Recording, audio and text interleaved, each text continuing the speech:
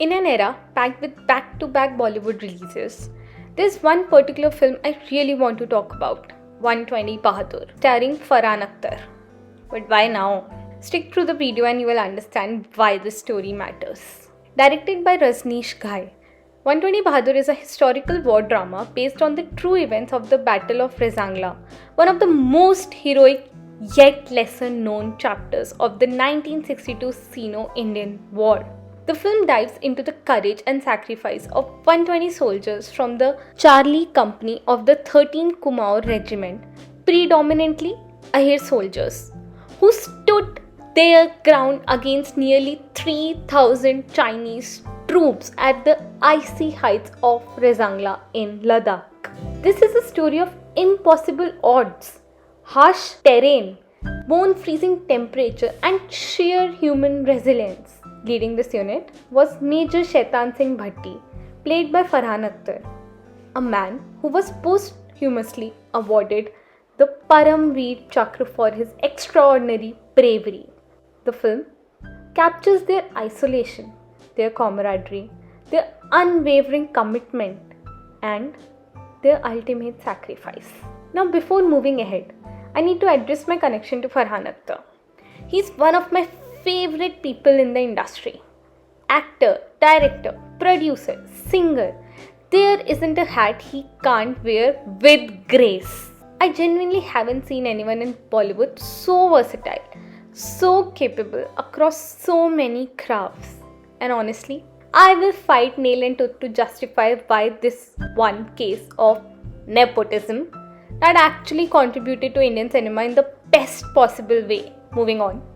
I still remember when Laksh, starring Hrithik Roshan and directed by Farhan, released back in 2004. Hearing Farhan talk about the making of the film, understanding how it unintentionally motivated so many young people to join the Indian Defence Force, that, to me, is the real meaning of influence. The second half of Laksh was absolutely brilliant. Shot at real locations, showcasing real strategies, combat sequences, and the psychological transformation of a soldier. Everything just felt surreal. And maybe that's why I walk into every defense-based film with a certain level of expectation. This genre is extremely close to my heart. So with that enthusiasm, I went to watch 120 Bahadur 2. And why should this film be watched? Because the story deserves to be out there. It really does. I personally didn't know about this incident in such detail, and it honestly made me feel bad because we know so much about Mughal Sultanate and invaders, but not enough about our actual heroes, their sacrifices, and the battles we should be proud of as Indians. I genuinely hope the Education Ministry does something about this gap. For me, the primary reason to watch 120 Bahadur in a theatre was education and to motivate filmmakers to keep making films like this. And yes, the film's brilliant cinematography absolutely deserves a big screen viewing. However, this film isn't close to Laksh or Border. I know comparisons are unfair, but you can't help it when a film has so much talent and potential linked to it. The final product isn't bad, but it's just simply there. It doesn't rise to the level it could have. My grinds, or the problems that pulled it back for me. First, war choreography. Nowadays, war choreography is not a big challenge, especially when films like Uri, Laksh and even Border set such strong benchmarks years ago. That's why the action in 120 Bahadur feels like a missed opportunity. With the scale of Rezangla battle, with 120 soldiers against nearly 3,000 Chinese troops, the choreography should have been sharp, tense, and tactically rich. Instead, most of the combat sequences felt straightforward and often repetitive, lacking the layered build-up that creates true battlefield emotion. You expect the camera to make you feel the chaos, the desperation, the adrenaline, the tactical brilliance, especially when the story itself is so high stakes. But the execution is almost too safe for a battle that was anything but safe. With names tied to this project, you walk in expecting combat that shakes you. Something that makes you grip your seat and whisper, how are they even surviving this? What we get is serviceable, not unforgettable. Second, lack of strategic depth. This is something that really bothered me. As an audience, we were invested in understanding how 120 soldiers plan to handle 3000 enemy troops in a terrain which is not even theirs, primarily. Strategy should have been a key highlight, especially because this regiment wasn't from the mountains, didn't know the terrain, and had to fight through the blizzards and snow. We already know they will be martyred, so the thrill lies in how they fought, how they planned, how they believed they could do it, and I believe that was missing. Third, no emotional grounding through families. Why should I empathize deeply with the soldiers? I barely know their families. I barely know their stories. In Border, that was released in 1997. Even soldiers and their families got dedicated screen time. We connected with them so deeply that their loss hit like a personal tragedy. Here the emotional connection with the families were truly missing. Even Raashii Khanna's character, playing Major Shaitan Singh's wife, doesn't get enough depth for us to truly feel for her. No, it doesn't make me emotionless. Of course I felt sad, but that personal connect wasn't built. Families are silent heroes in the war, but the film barely scratched that.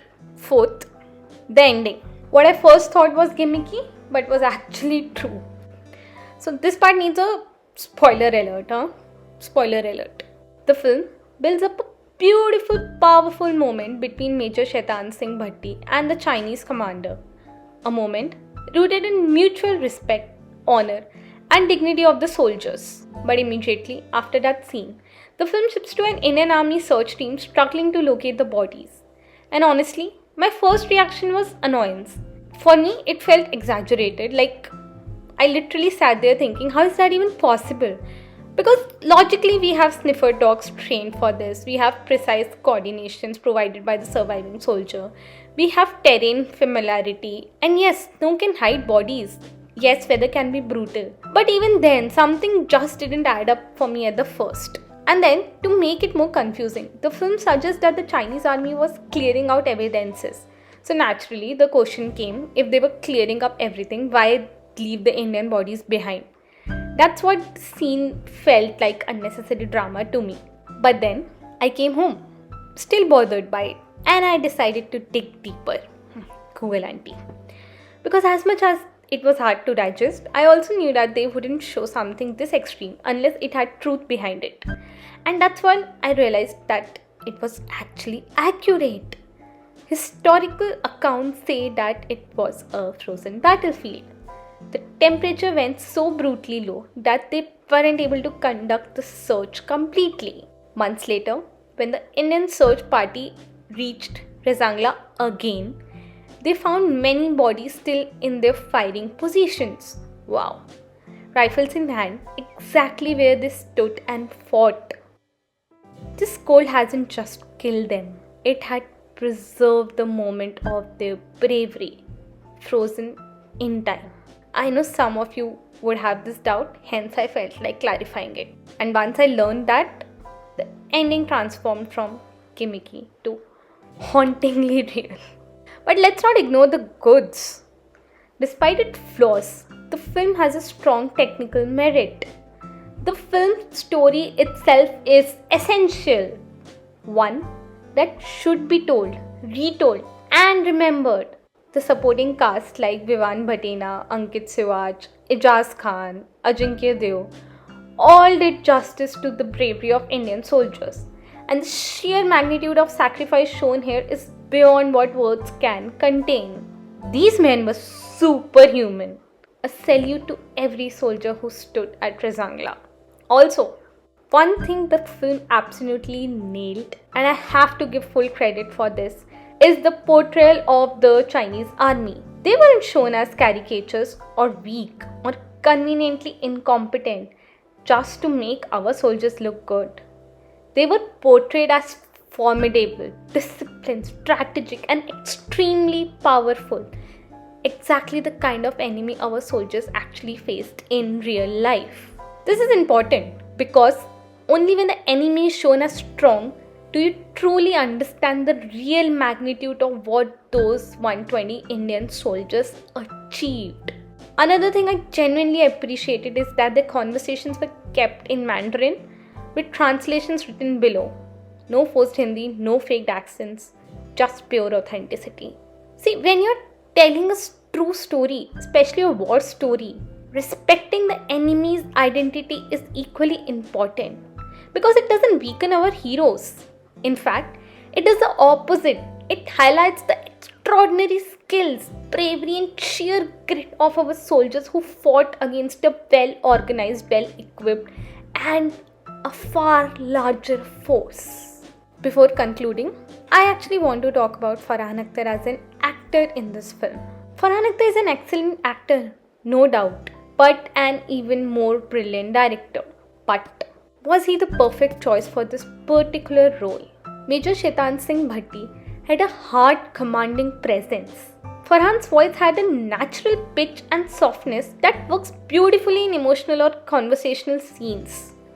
But when he had to shout or give commands that should bring chills, when he had to say lines that should motivate or shake you, it just felt like he was shouting at its highest pitch.